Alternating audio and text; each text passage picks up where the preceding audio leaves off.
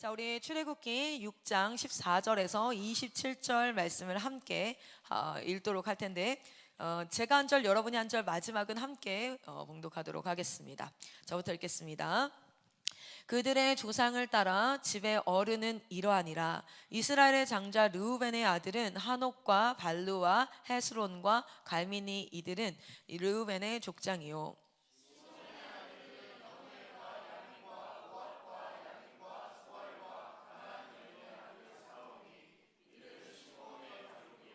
레위의 아들들의 이름은 그들의 족보대로 이러하니 게르손과 고앗과 무라리요. 레위의 나이는 137세였으며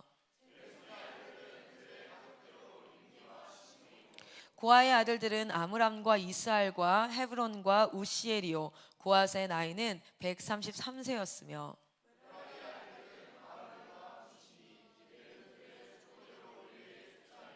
아므람은 그들의 아버지의 누이 요게벳을 아내로 맞이하였고 그는 아론과 모세를 낳았으며 아므람의 나이는 137세였으며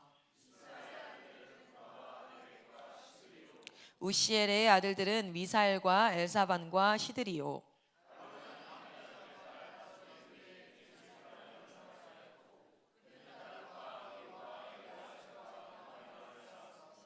고라의 아들들은 아실과 엘가나와 아비아삽이니 이들은 고라 사람의 족장이요.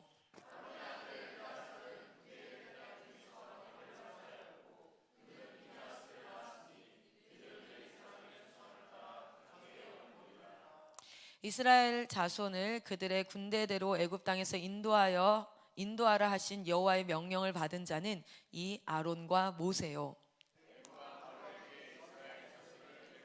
내보내리라 말한 사람도 이 모세와 아론이었더라. 아멘. 아멘.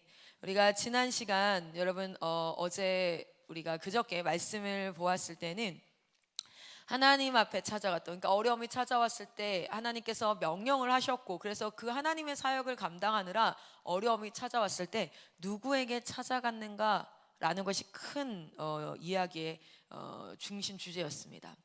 이스라엘 백성들과 장로들과 지도자들은 바로를 찾아갔고, 그리고 모세는 하나님을 찾아갔어요. 결과적으로 이스라엘 백성들은 노역이 여전했고 오히려 미운털이 박혔고 문제는 더 악화되었지만 모세는 하나님께서 뭐라고 말씀하셨습니까? 하나님이 누구인지, 그리고 하나님을 그 안에 크게 함으로써 이 일을 시작한 이가 하나님이고 이 일을 끝낼 일도 하나님이라는 것. 그래서 그는 그 안에서 다시 하나님과의 관계의 회복이 일어납니다. 이 한 문장이 여러분에게 오늘 응하는 순간 여러분의 사역은요, 힘이 넘치고 생기가 넘칠 거예요. 그런데 이 한 문장이 귀에 들려져서 오늘 아멘으로 화답함으로 끝난다면 여러분은 수많은 정보와 지식을 가진 머리가 큰 그러나 능력은 없는, 경건의 모양은 있으나 경건의 능력은 없는 사역자가 될 거예요. 이것은 누군가를 협박하기 위함이 아니라 이것은 누군가에게 그냥 네가 이래 라고 그냥 쉽게 평가하기 위함이라 우리에게 이것은 생존의 문제입니다. 내가 이 사역을 하나님 앞에 결단하고, 어쨌든 저들 뒤에 있는 친구들은 끌려왔을 수 있어요. 그리고 부모님에 의해서 왔을 수 있고요, 상황에 의해서 왔을 수 있어요. 근데 여러분은 다르잖아요. 언제까지 잠들어 있겠습니까?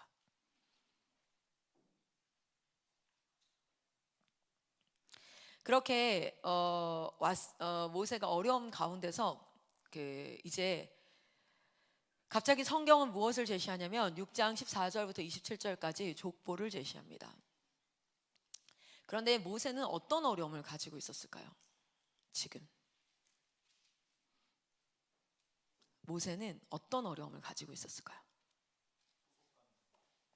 되게 중요한 부분이에요. 족보가 나왔다는 건 갑작스럽게 왜 족보가 나오지? 내가 알지도 못하는 이름들이 계속 나열되어져요. 근데 여러분 잘 보세요. 이 족보가 누구의 족보냐면 모세와 아론의 족보예요. 그리고 모세와 아론의 족보이고, 지금 이게 과거 100년 전, 200년 전 족보가 아니라 언제 족보일까요? 자기 사촌 얘기예요. 자기 삼촌 얘기예요. 이 족보를 그리고 특별히 어디로부터 시작을 하냐면 제일 먼저 누가 나오죠? 제일 먼저 누가 나오나요? 맞아요. 르우벤이 나와요. 그리고 또 누가 나오죠? 시므온이 나와요. 되게 익숙한 이름이고 익숙하지 않을 수도 있어요. 또 누가 나오죠? 맞아요. 레위가 나와요. 이들의 아버지는 누구입니까? 맞습니다. 이들의 아버지는 이름이 이스라엘로 바뀐 야곱입니다. 그래서 사실은 이들은 누구예요? 12지파의 첫째, 둘째, 셋째예요. 그냥 이 족보가 특이한 게 사실 야곱은 12아들이 있어요. 그죠? 그런데 르우벤과 시몬과 레위까지만 나오고 레위의 자손의 족보들이 쭉 나와요. 그러니까 오늘은 다른 얘기를 하고 싶은 게 아니라 아마 이 앞에는 그냥 아들들만 3명씩 이렇게 얘기하고 끝나요. 그 밑에는 안 나와요. 근데 레위로부터 시작해서 어디까지 족보가 가장 마지막 사람이 누굴까요? 가장 마지막 사람이 여러분이 아는 이름일 거예요. 가장 마지막 사람 누가? 맞아요. 비느하스로 끝이 나요. 비느하스는 어느 지파라고요? 그럼 레위 지파예요. 자, 여러분 잘 보세요. 여러분은 이 이름을 쭉 읽으면서 기억나는 사람 있나요? 아마 비느하스가 기억나죠. 비느하스의 사건이 기억나나요? 우리는 지금 있잖아요. 노무현이라는 이름을 딱 들으면요, 그 사건 딱 떠오르죠. 왜냐면 우리가 같은 시대를 살니까. 그죠? 이명박 하면 딱 떠오르죠. 박근혜, 그죠? 우리는 이 족보를 읽을 때, 여러분은 말씀 읽을 때 긴장이 됐을 거예요. 왜냐면 그 단어가 어렵잖아요. 그래서 우리 앞에 보니까 말씀 읽을 때 버벅대더라고요. 그죠? 무슨 뜻이냐면 어색하고 모르는 이름이라는 거야. 그런데 지금 이스라엘 백성들이 이 족보를 읽을 때는요, 떠오르는 포인트들이 있습니다. 그럼 여러분이 몇 개의 포인트가 떠오르느냐가 내가 그래도 구약을 좀 읽었구나 라는 그런 정보 지식이 될 것 같아요. 제가 몇 가지 한번 같이 이야기를 나눌 텐데 일단은 한번 여러분 써봅시다. 레위의 아들들의 이름을 한번 써볼까요? 지금 거기 나와 있죠. 뭐라고 나와 있어요? 제일 먼저 나온 한번 이걸 써볼게요. 여기 끝나고 레위의 아들들은 이름이 한번 불러주실래요? 맞아요. 첫째는 게르손이라고 얘기하고요. 그 다음은 누구입니까? 고핫. 그리고 맞아요. 무라리 이렇게. 자, 그리고 또 누가 나오죠? 그 다음은 게르손의 아들들은 이러하니 이렇게 나오죠. 누굽니까? 맞아요. 림니와 시므이 이렇게 나와요. 조금 땡겨서 쓸게요. 자, 여기 고핫과 무라리. 자, 그 다음 고핫의 아들들이 나오나요? 자, 고핫의 아들들 이름을 잘 불러주시겠어요? 잠시만요. 아므람, 또 이스할, 또 헤브론, 또 우시엘. 다 쓸만하네요. 자, 그 다음은 누가 나옵니까? 자, 무라리의 아들들은 마흘리. 이름 참 어렵다요. 그 다음 뭐죠? 우시. 맞는지? 죄송해요. 무시. 이렇게 쓰고 나니까 되게 한글 같네요. 그죠? 쓰고 나니까 익숙한 글자였어요. 몰랐어요. 자, 그 다음 누가 나오죠? 아므람이면 여기죠. 그쵸? 아므람의 아들이 누구라고 합니까? 아므람의 아들이 누구라고요? 맞아요. 아론과 모세. 여기서 퀴즈인데 아론과 모세 몇 살 차이게요? 3살 차이예요. 자, 나왔지 않아요? 안 나왔나? 나만 읽었나? 여기 모세는 80세요. 아론은 83세라 이렇게 나이가 나올 때가 있어요. 어딘지 기억이 안 나네요. 아므람. 자, 그 다음 이스할이 나오죠. 이스할의 아들은 누구래요? 또 네벨. 네? 네백.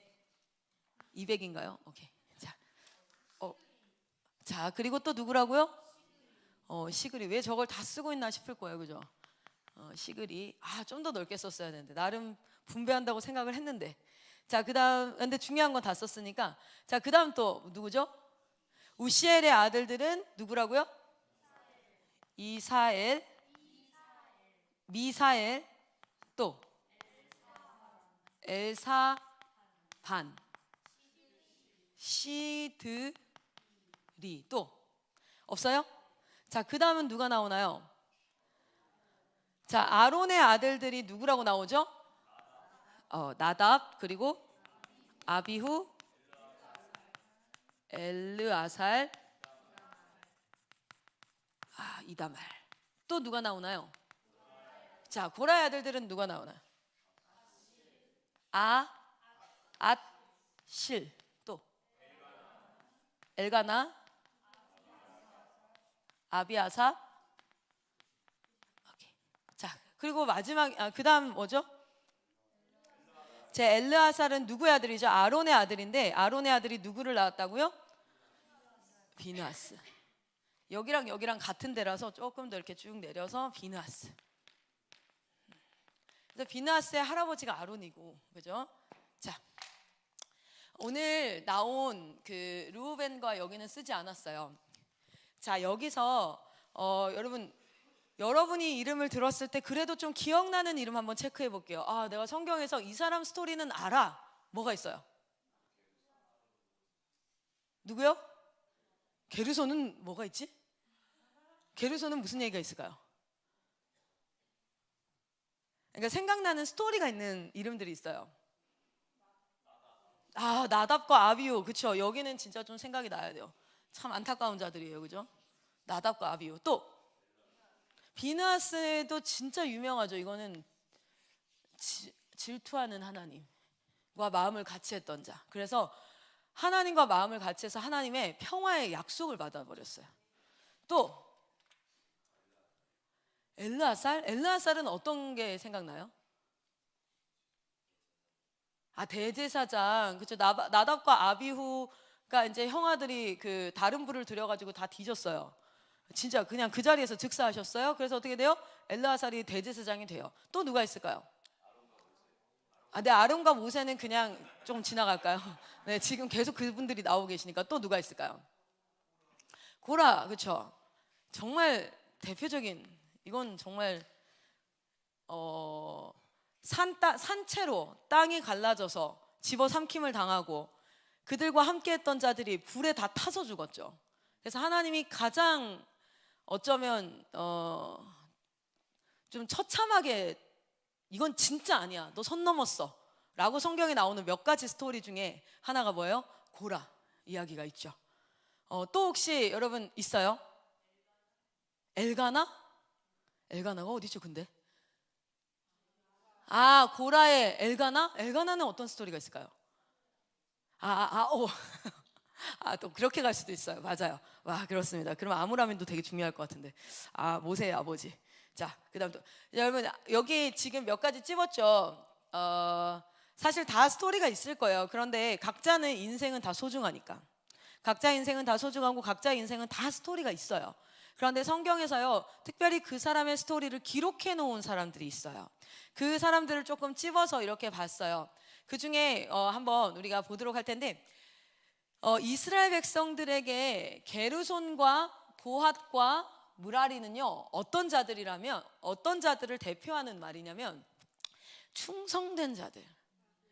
왜 그러냐면 우리 말씀을 한번 보도록 할게요. 민수기 말씀을 한번 보면, 민수기는 이스라엘 백성들의 인구를 조사했어요. 그렇죠? 제일 처음에 인구 조사로 시작하는데 12지파 다 인구 조사하는 가운데 한 지파는 인구 조사를 하지 않죠. 따로 빼요. 그 지파가 누구냐면 레위 지파예요.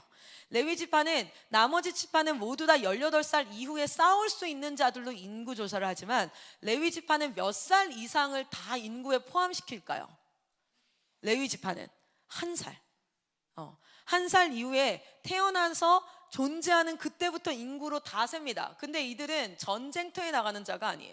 이들은 누구입니까? 성막을 지키고 성막을 운반하고 성막을 섬기는 자들로 불러요. 그래서 레위의 자손들은 성막에서 봉사하는 자들인데, 게르손과 고핫과 무라리는 특별히 하나님께서 잡을 주십니다. 민수기 3장 25절 한번 보겠습니다. 민수기 3장 25절.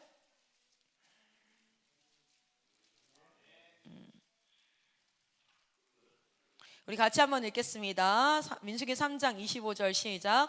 게르손이 자손이 회막에서 맡은 일은 성막과 장막과 그 덮개와 회막 휘장 문과 뜰의 휘장과 및 성막과 제단 사방에 있는 뜰의 휘장 문과 그 모든 것에 쓰는 줄들이니라. 아멘.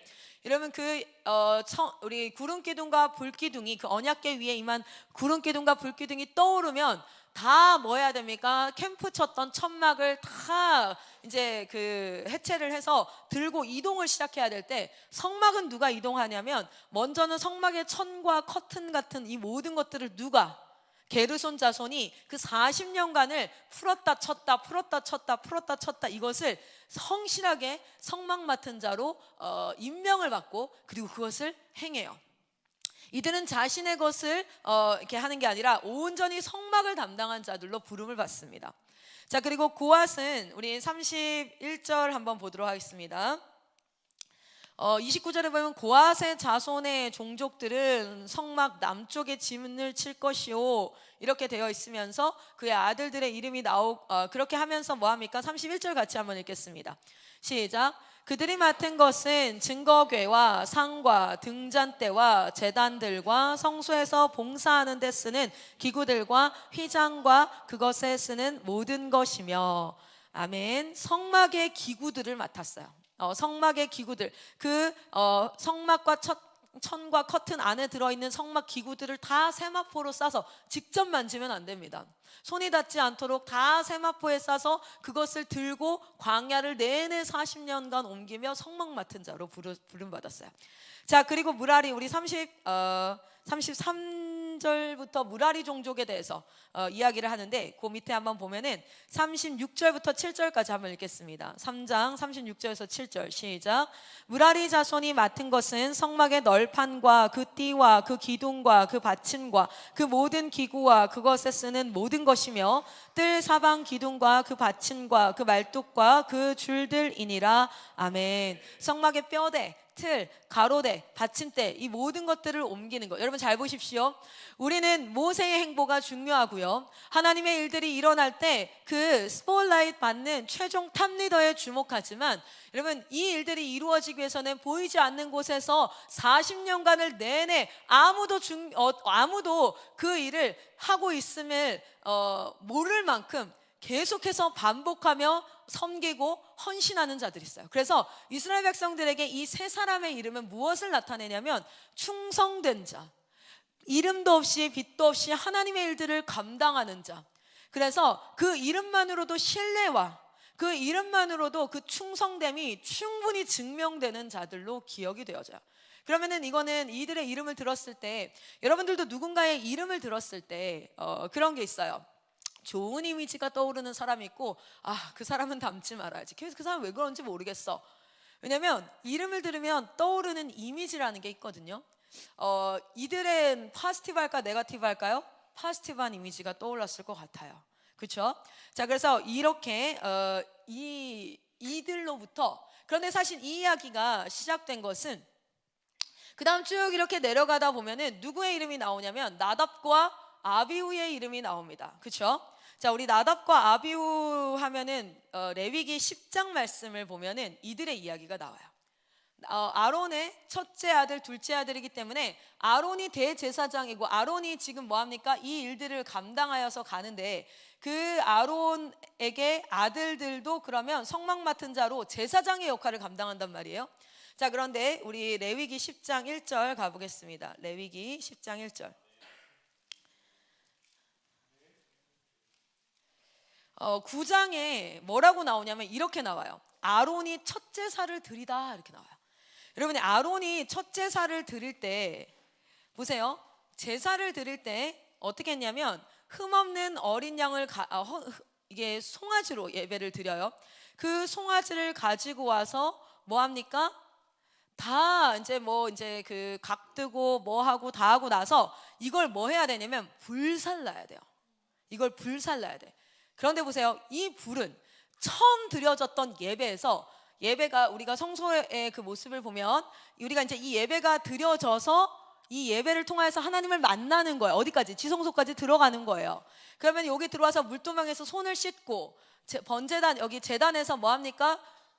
죽이고 껍질을 벗기고 각을 뜨고, 그 레위기 1장에 나오는 거 있죠? 각을 뜨고, 그리고 나서 안에 뭐 내장들과 이런 것들 다 분리하고, 이것을 가지고 어디로 갑니까? 성소 안으로 들어가서 우리가 떡상에서 뭘 먹고, 떡을 먹고, 여기 촛불 있고, 그리고 나서 이 분향단으로 가서 뭐 합니까? 여기서 번제단에서 다 태우고, 이제 그 남은 그 재를 가지고 가서 여기에서 뭐 하는 거냐면 분향으로 올려드리는 거예요. 그 예배의 완성이 되어져요. 그러면 우리가 휘장을 절대 들어갈 수 없는데, 용서받은 우리가 어떻게 해요? 휘장을 들어갈 수 있게 되는데, 여기서 태워야 돼.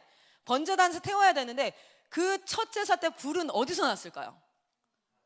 그 첫 제사의 불은 어디서 났습니까? 어디 나와요? 첫 제사의 불은 어디서 어떻게 왔어요? 하나님이 주셨어요? 어디 나와요 그게? 찾지도 않고 누군가가 찾겠거니 하고 있는 분들도 계시죠, 그죠? 잠시만요. 첫 제사에 내려온 그 첫 제사에서 사용했던 불. 지금 우리는 그럼 9장을 봐야 될 거예요. 9장을. 9장 24절 같이 한번 읽겠습니다. 시작. 불이 여호와 앞에서 나와 제단 위에 번제물과 기름을 사른지라 온 백성이 이를 보고 소리 지르며 엎드렸더라. 아멘. 아멘.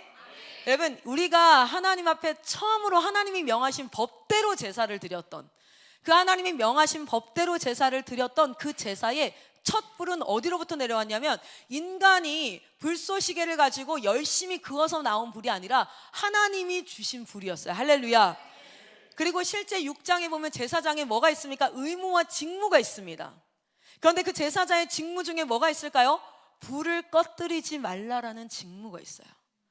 불을 광야에서 절대 꺼뜨리지 말라. 수치로 보관하고 있다가 그것을 태워야 될 때 후후 바람을 불어서, 산소 있는 바람을 불어서 다시 불이 나게 하고 다시 또 보관하고, 이것이 제사장의 굉장히 큰 직무였어요. 왜냐하면 이것은 단순히 불씨가 아니라 원시인들이 살아갈 때 내가 겨우 힘들게 만든 불씨가 아니라 하나님이 우리에게 주신 그 불씨를 꺼뜨리지 않는 것. 여러분, 이 시에 대해도 그 말씀은 동일한 줄 믿습니다. 여러분, 하나님께서 여러분에게 불씨를 주셨는데, 여러분 처음 하나님을 만나고 예배 가운데 하나님께서 뜨거운 불씨를 주셨는데, 그 예배가 끝나고 하루도 지나기 전에, 일주일도 채 지나기 전에 또 불씨를 꺼뜨리고 또 주님 내게 불을 허락하여 주시옵소서, 성령의 불을 내게 허락하여 주시옵소서라고 그렇게 만홀히 여기지 않으셔야 돼요. 하나님께서 우리에게 주시는 불은요, 그냥 단순히 꺼뜨리면 또 주고 꺼뜨리면 또 주고 라이터가 아니라고요. 제사장에게 어떤 어려움이 찾아와도, 여러분 광야에서 불을 꺼뜨리지 않는다는 건, 광야는 낮에는 40도가 되고요, 밤이 되면 마이너스 20도까지 내려갑니다. 이슬이 내려요. 그러면 그 이슬을 어떻게 막아야 됩니까? 온몸으로 막아서 이슬을 막아내야지만 그 불씨를 지킬 수 있어요. 이 마지막 때에 그렇게 하나님이 내게 주신 그 성령의 불을, 한다살 때든 반전의 날이든 내가 하나님 앞에 사역을 헌신했던 그때에든 나에게 주셨던 불씨를 꺼뜨리지 않기 위해서 밤잠도 자지 않고 새벽 이슬을 맞으며 그 불씨를 지키고 있는 사역자가 누구입니까? 조금 힘들면 시험 들었다고 침대에 처박히고, 조금 힘들면 몸이 아프다고 침대에 처박히고, 언젠간 내게 다시 불씨를 주시겠지. 어쨌든 나는 사역하고 있으니까, 어쨌든 나는 헌신하고 있으니까. 수도 없이 말씀으로 찔리게 하는데 그것을 마치 저격 설교인 것처럼 기분 나빠하고, 또는 아직, 여러분 예배 때나 오늘 제가 여러분에게 강의한다고 생각하십니까? 오늘 제가 여러분을 가르치고 있다고 생각하십니까? 오늘 우리는 예배 드리고 있습니다. 예배 가운데 주의 종을 통해서 하나님이 말씀하시는데 그게 찔리셨어요? 그게 기분 나쁘셨어요? 감사하십시오. 모르고 죽는 것보다 찔렸으면, 알았으면 하나님이 누구를 징계하십니까? 사랑하는 자를 징계하십니다. 회개하게 하기 위하여서. 그 길로 가면 나와 멀어지는 길이야. 그 길로 가면 사망의 길이야. 그래서 경책하시고 찔리게 하시는데 그것이 단순히 저격 설교입니까? 하나님이 여러분을 저격이나 합니까? 그냥 그 자리에서 숨통을 끊어버리면 됩니다. 뭘 굳이 저격할 필요까지 있어요? 그냥 그 자리에서 숨 그만 쉬게 하시면 됩니다. 한낱 이슬보다 우리가 귀한 게 뭡니까? 사역한다고요? 헌신한다고요? 하나님은 돌들을 들어서도 찬양할 수 있어요. 이 불을 꺼뜨리지 말라라는 것이 제사장의 큰 직무 중에 하나였어요. 자, 그리고 10장에 레위기 10장의 1절 말씀을 읽어보겠습니다. 1절과 2절 같이 한번 읽겠습니다. 같이 한번 읽습니다. 시작. 아론의 아들 나답과 아비후가 각기 항로를 가져다가 여호와께서 명령하시지 아니하신 다른 불을 담아 여호와 앞에 분향하였더니 불이 여호와 앞에서 나와 그들을 삼키매 그들이 여호와 앞에서 죽은지라. 아멘. 하나님이 주신 불이 아니라 자기로부터 난 불, 하나님으로부터 온 열정이 아니라 자기로부터 난 열정, 하나님으로부터 온 지혜가 아니라 자기로부터 난 지혜, 다른 불을 들였을 때 하나님으로부터 온 불이 그들을 삼켜버립니다. 불이 여호와 앞에서 나와서 그들을 삼키매 그들이 여호와 앞에서 죽은지라. 이스라엘 백성들이 이 족보를 쭉 읽으면서 나답과 아비후라는 이름이 들렸을 때 기억했을 것이 바로 이것이에요. 뭡니까?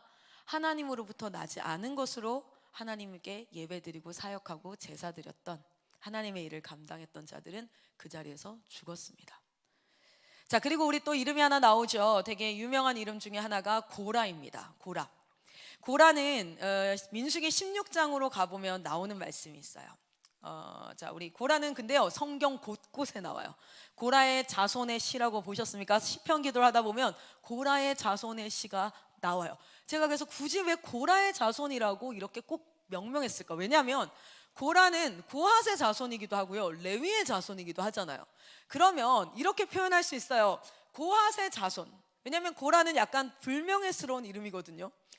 이스라엘 백성들에게 고라는요 대표적인 반역자의 이름입니다. 하나님의 질서에서 불순종했던 자의 이름이에요. 그래서 고핫의 자손들의 시 또는 레위의 자손들의 시, 그래서 제가 그 시편을 읽으면 여러분이 이거야? 라고 할 만한 것들이 있어요. 왜냐하면 찬양으로도 만들어져 있거든요. 자, 그런데 우리 한번 민수기를 한번 보겠습니다. 민수기 16장 보겠습니다. 민수기 16장 1절에서 3절까지 내용입니다. 같이 한번 읽겠습니다. 시작. 레위의 증손 고핫의 손자 이스라엘의 아들 고라와 루벤 자손 엘리압의 아들 다단과 아비람과 벨렛의 아들 온이 당을 짓고 이스라엘 자손 총회에서 택함을 받은 자 곧 회중 가운데서 이름 있는 지휘관 250명과 함께 일어나서 모세를 거스르니라. 그들이 모여서 모세와 아론을 거슬러 그들에게 이르되 너희가 분수에 지나도다. 회중이 다 각각 거룩하고 여호와께서도 그들 중에 계시거늘 너희가 어찌하여 여호와의 총회 위에 스스로 높이느냐. 아멘. 보세요. 누가 지금 나온 거냐면 고라가 아까 제가 안 썼는데 칠판이 모자랄 것 같아서 안 썼는데 누구냐면 루벤의 아들의 첫째 아들들 있죠. 여기들. 자, 보세요. 고라는 누구냐면 모세의 사촌이에요. 아론의 사촌이에요. 이스라엘의 삼촌이거든요. 이해되시나요? 아버지의 형제들이니까. 그리고 여기 이제 루벤의 아들의 여기 애랑 하면은 뭐냐면 한 8촌 됩니다. 그러니까 다 가족들이에요. 설날에 만나 세배하는 거야. 같이 다 설날에서 떡국 먹는 사이예요.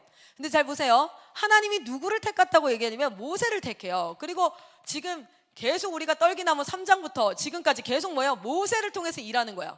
고라는 첫째입니다. 장자예요.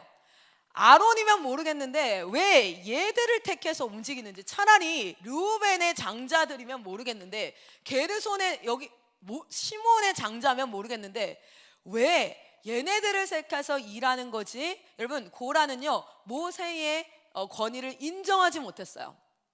네가 뭔데? 그리고 너 도망갔던 놈이잖아.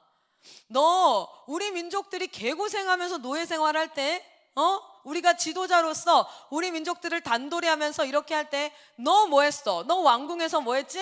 왕자 교육 받고 떵떵거리고 살다가 40세에 끼까 좀 한번 해보겠다 하다가 살인자 돼가지고 도망갔던 놈이 갑자기 80세에 나타나서 네가 뭔데 갑자기 우리한테 이제 나가니 많이 해가지고 우리의 노역이 더 커졌어. 야 임마, 우리 지금 죽게 생겼어. 너 때문에. 네가 뭔데? 네가 무슨 우리의 지도자야? 네가 우리의 재판관이라도 되느냐? 네가 우리의 지도자라고 난 널 인정할 수 없어. 그리고 뭐가 시작됩니까? 당을 짓습니다. 당을 짓고 250명이 거기에 연합을 합니다. 왜요? 민심이 좋지 않아요. 지금 모세가 바로 만나서 한마디 했다가 난리 났거든요. 왜요? 노역은 더 심해졌거든요. 그러니까 차라리 모세가 어떻게 해서 좀 이득이 생겼으면 안 입고 치사하지만 실력이 있다는 걸 인정할 수밖에 없는데 왜 실력도 없어? 지가 지도자 노릇하다가 우리 민족이 더 어려워졌어. 네가 어떻게 우리 지도자야? 이러고 이제 나선 거예요. 그게 이겁니다. 3절에 네가 여호와의 총회 위에 스스로를 높이느냐. 그러니까 뭐냐면 그가 하나님이 세우셨다는 걸 인정하지 않아요. 네가 뭔데 대장질이야? 네가 리더야? 그리고 나서 이제 어떤 일이 일어납니까? 막 고라가 얘기를 하니까 모세가 고라에게 얘기를 해요. 왜 고라가 그렇게까지 조금 열받았는지가 나오는 장면 중에 하나인데 8절과 9절을 한번 읽어볼게요. 8절과 9절 한번 읽습니다. 시작. 모세가 또 고라에게 이르되 너희 레위 자손들아 들으라. 이스라엘의 하나님이 이스라엘 중에서 너희를 구별하여 자기에게 가까이 하게 하사 여호와의 성막에서 봉사하게 하시며 회중 앞에 서서 그들을 대신하여 섬기게 하심이 너희에게 작은 일이겠느냐. 아멘. 고라가 무슨 얘기했냐면 너가 회중들 앞에서 총회에서 스스로 높이느냐. 이게 뭐냐면 이 모세는 총회 사람들 다 모아놓고 말하는 역할인 거예요. 말하고 인도하고 지도자. 그런데 사실은 고라 자손들은 뭐 해야 되는 자손입니까? 성막의 물건들을 관리하는 자들이에요. 성막의 물건들을 관리하는 자. 그래서 그것을 이제 옮기고 뭐 이렇게 관리하는 자예요. 그러니까 모세가 얘기한 말을 보면은 성막에서 봉사하는 일도 중요하지 않냐? 나의 일만 중요한 게 아니라 너의 일도 중요하지 않냐? 그런데 왜 그거 가지고 너가 이러냐? 이건 뭐냐면 고라가 봤을 때는 일단 첫 번째는 모세가 나서는 건 싫은 것 같고 그 두 번째는 자기 일은 미미하다라고 여겨졌을지도 모르겠어요. 자 여러분 그렇게 하고 나서 이제 그 모세한테 반역을 하니까 결국에는 말을 듣지 않아요. 그래서 15절에 어떤 말이 나면 모세도 심히 열받습니다. 모세도 심히 열받는데 고라한테 야 마! 하나님이 하라면 까라면 까는 거지 뭐하는 짓이야! 라고 하지 않아요. 모세는 심히 노하여서 고라와 한판 붙었더라. 모세는 심히 노하여서 고라의 멱살을 잡고 한 소리 했더라. 고라가 형인지 뭐 모세가 형인지는 잘 모르겠습니다. 하여튼 80 노인들이 한판 붙었더라 라 하지 않고 모세가 심히 노하여서 하나님께 여쭙습니다. 이게 모세와 고라의 차이였어요. 하나님께 여쭙고 하나님이 말하시고 결국 하나님이 움직입니다. 왜요? 고라가 모세의 말을 듣질 않거든요. 그래서 하나님이 움직이세요. 30절 같이 읽겠습니다. 사실은 내용의 골자는 이거예요. 내가 너를 선택했다. 하나님이 선택한 자는 모세다. 이거예요. 고라 입장에서 너무 하나님도 원망스러웠지 않겠습니까? 왜요? 고라 입장에서는 큰 일과 작은 일이 있었거든요. 하나님께는 큰 일과 작은 일이 없어요. 너와 내가 얼마나 친한가였어요. 자 30절 같이 한번 읽겠습니다. 시작. 만일 여호와께서 새 일을 행하사 땅이 입을 열어 이 사람들과 그들의 모든 소유물을 삼켜 산채로 스올에 빠지게 하시면 이 사람들이 과연 여호와를 멸시한 것인 줄 너희가 알리라. 아멘. 그리고 뭐 어떻게 되어집니까? 실제로 33절에 그들과 그의 모든 재산이 산채로 스올에 빠지며 이 땅이 그 위에 덮으니 그들이 회중 가운데서 망하니라. 진짜 실제로 그렇게 일어납니다. 하나님이 이거 싫어했다라는 것이 확인되어져요. 그리고 그들과 함께 했던 250명은 어떻게 했어요? 35절에 여호와께로부터 불이 나와서 나답과 아비후를 처했던 것처럼 이것이 마치 뭐와 같냐면 예배 가운데 다른 불로 예배를 드린 것과 같이 어떻게 돼요? 처분이 되어져요. 하나님의 리더십을 하나님께서 세운 택한 자, 하나님의 일들을 감당하는 데 있어서 첫 번째는 뭐예요? 크고 작은 일이 있다는 세상의 자본주의 원리를 가지고 값을 매겨서 중요한 일, 경한 일, 중한 일, 경한 일을 따져서 그 세상의 자본주의를 가지고 여기서 뭐 이거를 딱 따졌을 때 뭐합니까? 하나님의 불이 나와서 그들을 어떻게 해요? 250명을 불살랐더라. 그런데 여기서 말씀이 끝나면 진짜 고라가 불쌍하잖아요. 우리 안에서 그런 마음이 들 수도 있지 않나? 이런 생각이 들잖아요. 그렇죠? 왜? 세상의 원리는 큰 일이 있고 작은 일이 있고, 큰 일을 하는 사람은 중히 여기고 작은 일을 하는 사람은 경히 여기는 게 다 익숙하니까. 근데 그럼에도 불구하고 우리는 어떻게 해야 된다고요? 하나님의 질서 안에 있어야 되고 하나님의 말씀 안으로 회복되어져야 될 줄 믿습니다. 그런데 하나님이 어떠냐면, 우리 말씀을 한번 보시면요, 민수기가 1, 2장에 1, 2, 3장에 인구조사를 한 번 하지만 민수기 인구조사 한 번 더 하잖아요. 26장을 한번 가볼게요. 이 일이 있고 나서 그 인구조사를 한 번 더 합니다. 민수기 26장 10절과 11절을 가볼게요. 성경은 의미 없이 그 사람의 이름과 스토리를 기록하지 않아요. 그런데 성경에서 고라가 거기서 이름이 끊겨지지가 않습니다. 우리 민수기 26장 10절에서 11절 읽겠습니다. 시작. 땅이 그 입을 벌려서 그 무리와 고라를 삼킴에 그들이 죽었고 당시에 불이 250명을 삼켜 징표가 되게 하였으나 but 있어요. but 11절 읽습니다. 시작. 고라의 아들들은 죽지 아니하였더라. 아멘. 그 잘못을 했던 아버지는 그 땅이 열려서 삼킴 그리고 모든 재산이 몰수되었지만 하나님은 그들의 아들들을 살리십니다. 그게 뭐냐면, 우리가 때로 하나님 앞에요, 세상의 원리를 가지고 하나님 앞에 삿대질하고 해도 그 죄를 하나님께서 벌하시지, 그것으로 인해서 우리를 완전히 멸망시키지 아니하시고 another chance, 우리의 인생에는 항상 another chance가 있어요. 그런데 그 another chance를 제가 갑자기 그게 생각이 안 나네요. 신약에 예수님의 그 형제 누구죠? 신약에 한 장 나오는 말씀이 있는데, 네, 유다서에 보면 이제 찾진 않겠지만 유다서에 이런 말씀, 유다서 한 장이니까 읽어보세요. 유다서에서 하나님의 사랑과 용서하심을 만홀히 여기고 이용하는 자는 악에 처한다고 얘기 나와요. 그러니까 우리는 항상 another chance가 있어요. 그러나 그 another chance는 우리에게 당연한 권리가 아니라 하나님의 선물인 줄 믿습니다. 자, 그렇게 해서 그 고라의 아들들이 나중에 무슨 일을 하게 되는 줄 아세요? 고핫의 자손들은 뭘 맡은 자? 성전에서 그 기구들을 맡은 자들이었는데, 이들 고라의 자손들은 소수가 살아남아 이 대가 이어져요. 그들이 무슨 일을 맡았는지가 또 성경은 기록을 합니다. 우리 말씀을 한번 찾아보도록 할게요. 말씀을 찾으면 역대상 9장 19절입니다. 역대상 9장. 자, 우리 역대상 9장 19절. 자, 우리 찾으셨으면 함께 읽도록 하겠습니다. 시작.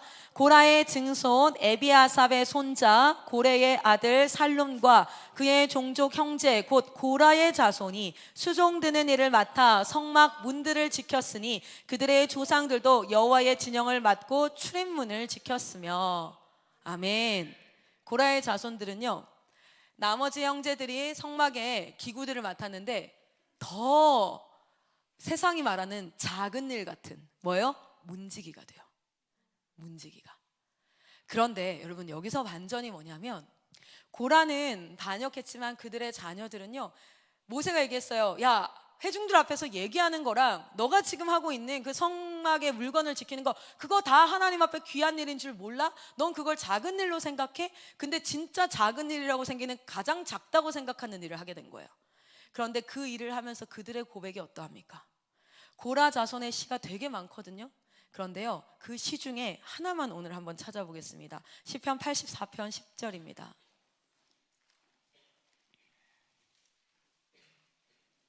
그런 역사를 가지고 있는 그 고라의 자손들이 한 고백이에요. 그들은 평생 고라의 자손이라는 이 라벨지를 들고 있는 사람들이에요. 반역해서 산채로 하나님 앞에 땅이 열려 먹혔던 자의 자손. 그런데 그들은 이렇게 고백합니다. 84편 10절 같이 읽습니다. 시작. 주의 궁정에서의 한날이 다른 곳에서의 첫날보다 나은즉 악인의 장막이 사는 것보다 내 하나님의 성전 문지기로 있는 것이 좋사오니. 아멘. 이 고백이 그냥 멋진 시적 고백이 아니라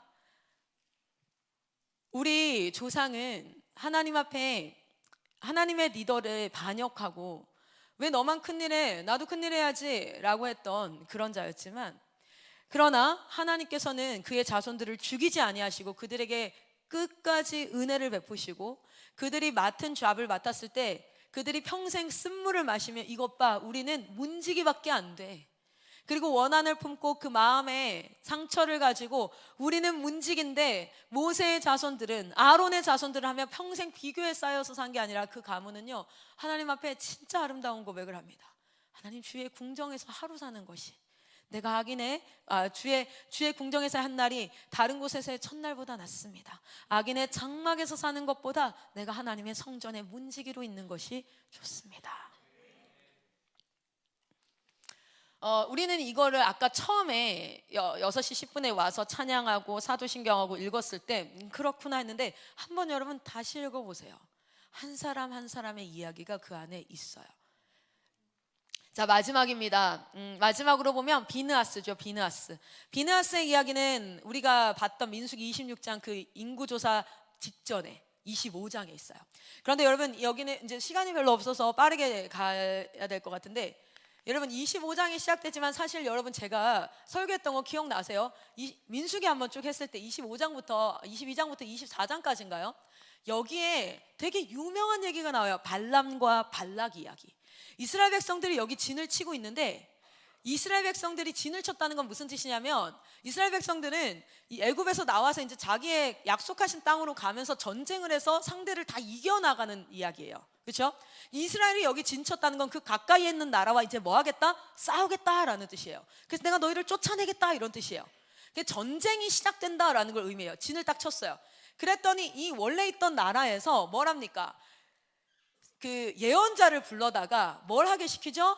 이스라엘을 저주하게 시키는데, 하나님이 그 예언자의 당나귀를 말을 하게 하고 그 예언자의 입에서 저주가 나오려고 입을 벌리면 3번을 뭐 합니까? 축복하게 하는 그런 막 일들이 있어요. 그러니까 이스라엘 백성들 이제 진치고 전쟁할까, 이스라엘 백성과 상관없이 그 옆에 대적하는 그 나라에서 하나님이 상관없이 하나님이 역사하셔서 축복하게 하시고 막 이런 일이 24장에 딱 끝이 나요. 그러니까 하나님이 이스라엘 위해서 대신 싸우고 있어. 막 싸웠는데 25장에 장면이 딱 전환돼요. 장면이 전환됐을 때 이스라엘 백성들이 하나님을 찬양하고 예배하고 기도하고 있었더라 이래야 되잖아요. 그런데 25장에 첫 절이 뭐라고 시작합니까? 민수기 25장 한번 가보십시오. 하나님이 싸워요. 우리를 위해서 하나님이 대적들과 나도 모르는 사이, 이스라엘 백성들은 이 일을 몰라요. 모르는 사이에 나를 위해서 싸우고 계시는데, 여러분 그거 알아요? 아빠가 밖에서 돈 버느라 쎄 빠지게 돈 벌고 있는데, 그럼 집에서 그래도 아빠 오면 같이 라면이라도 끓여 먹을까? 그게 라면이라도 얼마나 좋아요. 그런데 집에서 뭐 하고 있는 거예요? 새아빠랑 있는 거야. 아빠는 한국에서 열심히 뭐 하고 있는데 돈 벌고 있어. 그래서 유학 간 엄마와 아들에게 이제 돈을 보내주고 아빠는 삼각김밥 먹고 있어. 그런데 미국에서 엄마는 다른 남자 만나고 있는 거야. 딱 그거예요. 25절에 딱 25장 1절 읽겠습니다. 25장 1절과 2절입니다. 여호와께서 이스라엘 위해서 싸우고 있을 그때에 1절과 2절 있으면 시작. 이스라엘이 시딤에 머물러 있더니 그 백성이 모압 여자들과 음행하기를 시작하니라. 그 여자들이 자기 신들에게 제사할 때에 이스라엘 백성을 청하매 백성이 먹고 그들의 신들에게 절함으로. 여호와는 여전히 우리를 위해서 싸우고 있습니다. 그런데 혹시 여러분의 삶의 현장에서도 하나님이 우리를 위해서 싸우고 있는 그 자리에서 우리는 음란을 행하고 거짓을 행하고 하나님을 기만하고 있지는 않습니까? 네, 아무도 안 보니까, 안 걸렸으니까. 내가 아이패드로 뭘 봤는지 어차피 안 걸렸으니까. 내가 핸드폰으로 사역자라지만 침대 아래에서 아무도 보이지 않는 곳에서 뭘 했는지 모르니까. 안 걸렸으니까. 아니요, 여러분 지금도 여전히 하나님은 우리를 위해서 싸우고 계십니다. 얼마나 가슴이 복장이 터지는 일이에요. 아빠는 한국에서 삼각김밥 먹으면서 사랑하는 아내를 너무 보고 싶고 아들을 너무 보고 싶지만 참으면서 그들이 더 나은 교육을 받기 위해서 수고하고 있는데, 엄마는 거기서 그 보내준 돈으로 다른 남자와 커피를 마시고 차를 먹고 밥을 먹고 차를 타고 다니면서 그 아들과 새로운 가족인 것처럼 하고 있다면, 그것과 이것이 무슨 차이입니까? 그러면 그 여성을 향해서 뭐라고 얘기했어요? 저 미친년이야 저거, 돌았네, 이러겠죠. 근데 그것과 이것의 차이가 뭐겠어요? 그것과 우리의 차이는 또 뭐겠어요? 그런 상황 가운데 하나님이 뭐 하시냐면 3절에 여호와께서 이스라엘에게 진노하십니다. 이건 당연한 진노죠. 그런데 이 진노를 하나님은 뭐라고 표현하는지 질투라고 표현해요. 내가 너희를 너무 사랑하는데 너희가 나를 보지 않고 다른 사람을 사랑하는 거. 그때에 이 누구? 아론의 아들의 손자, 그러니까 아론의 손자인 비느하스가 하나님과 같은 마음을 품습니다. 그리고 6절에 이스라엘의 자손 중 회중에 회막문에서 올 때에 이스라엘 자손 한 사람이 모세와 온 회중의 눈앞에서, 그러니까 이것도 참 웃기죠. 사람들 다 있는 데서 미디안 이방 여인을 데리고 그 형제에게로 나와요.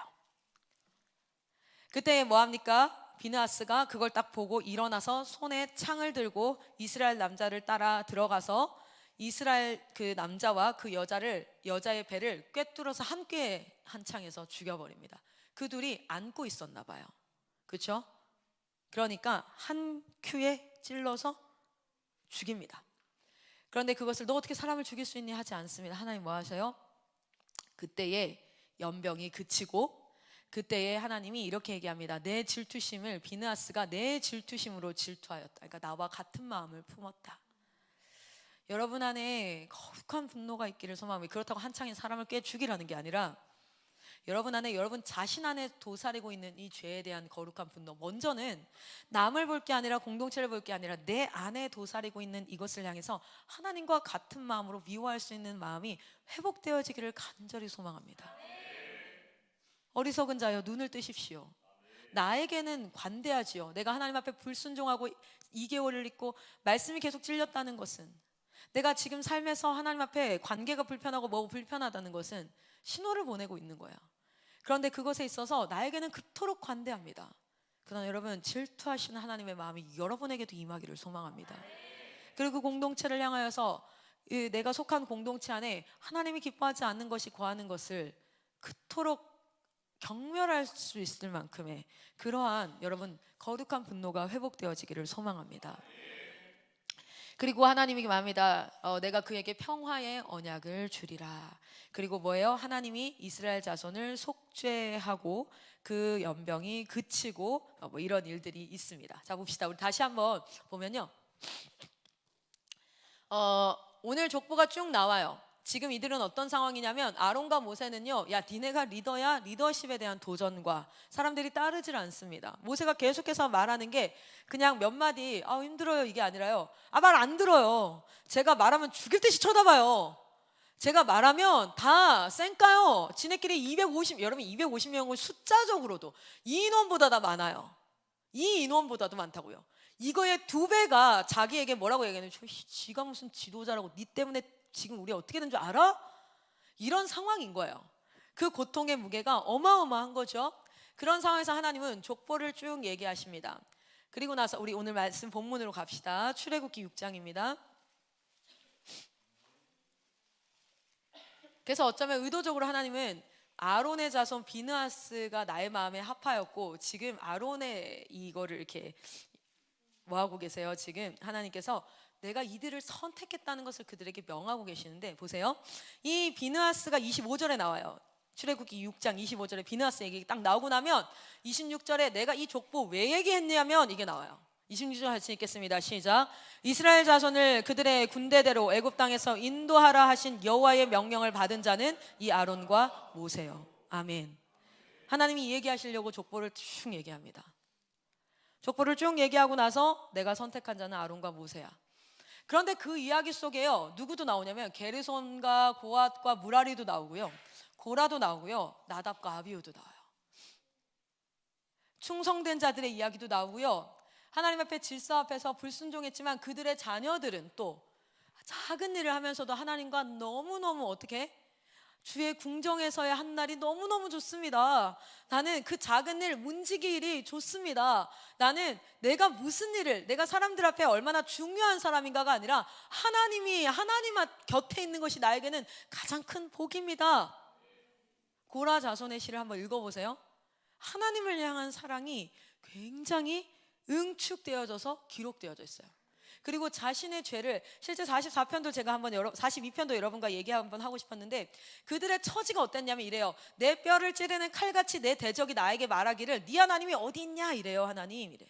왜냐면 야, 너처럼 네가 그리스도인이면 아직도 월세방에 살고 있는 네 그 모습 너무 초라하지 않니? 너 아직 주차나 하고 있고, 교회에서도 뭐 중직도 아니야, 장로도 아니고, 교회에서 뭣도 아니고, 그냥 아주 뭐 종치는 일, 뭐 이거 하는 일, 세상이 말했을 때 아주 사소한 일하고, 너 월세방 살면서 그렇게 사는 거, 너 하나님이 어디 있니? 네 하나님이 살아계시면 네가 그렇게 살면 안 되지라는 비방을 여전히 받아요.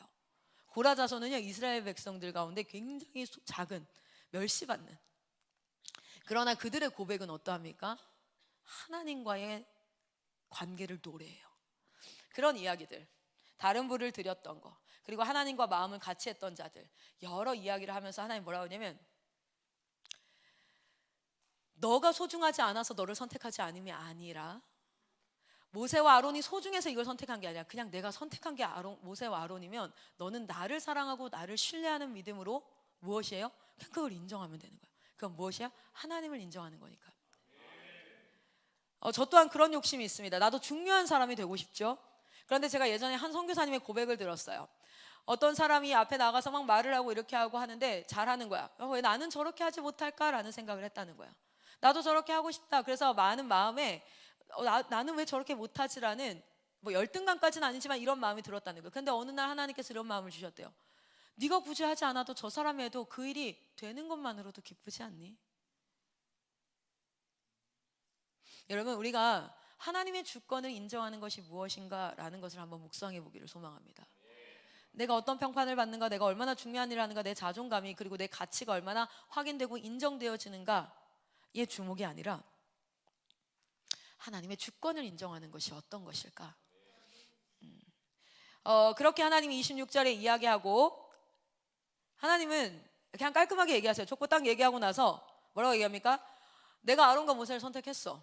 뭐 불만 있니? 내가 선택했다고. 그리고 그냥 얘기합니다. 다시 가. 27절 읽어보겠습니다. 시작. 애굽 왕 바로에게 이스라엘 자손을 애굽에서 내보내라 말한 사람도 이 모세와 아론이었더라. 아멘. 뭐요? 다시 가서 이 얘기 해야 돼요.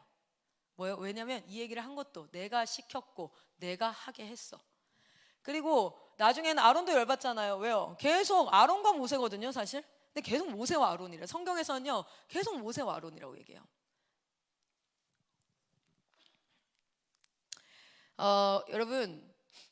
여러분은 누구입니까? 잘 모르는 사람들이지만 여러분들도 외부인들이 봤을 때 잘 모르는 사람인데, 여러분의 이름을 쫙 기록했을 때 족보를, 여러분은 고라에 해당되는 사람입니까? 게르손에 해당될 겁니까? 나답과 아비후에 해당될 겁니까? 비느하스에 해당될 겁니까? 여러분은 누구입니까? 오늘 말씀의 제목은 무엇이냐면, 후에 믿음의 공동체가 나의 이름을 기억할 때입니다.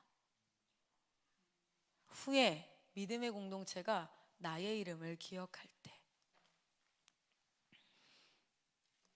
그것은 본받아야 할 이름일까요? 아니면 반면교사 삼아 저렇게는 하지 말아야지 라는 경계의 이름일까요? 여러분은 어느 이름에 속합니까?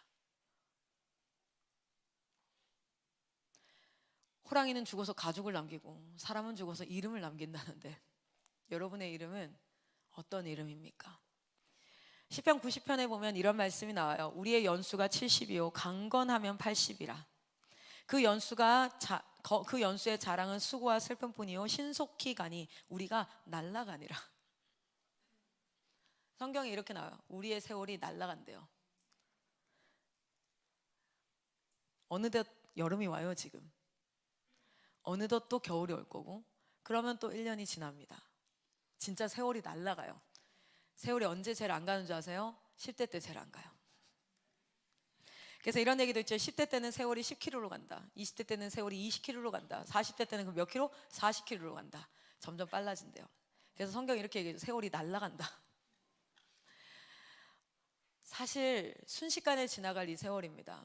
오늘 하루가 쌓이고 내일 하루가 쌓여서. 그런데 제가 여러분에게 한번 묻습니다. 후에 믿음의 공동체가 여러분의 이름을 기억할 때 본받아야 할 이름일까요? 반면교사 삼아야 할 이름일까요? 그것을 결정하는 건 오늘입니다.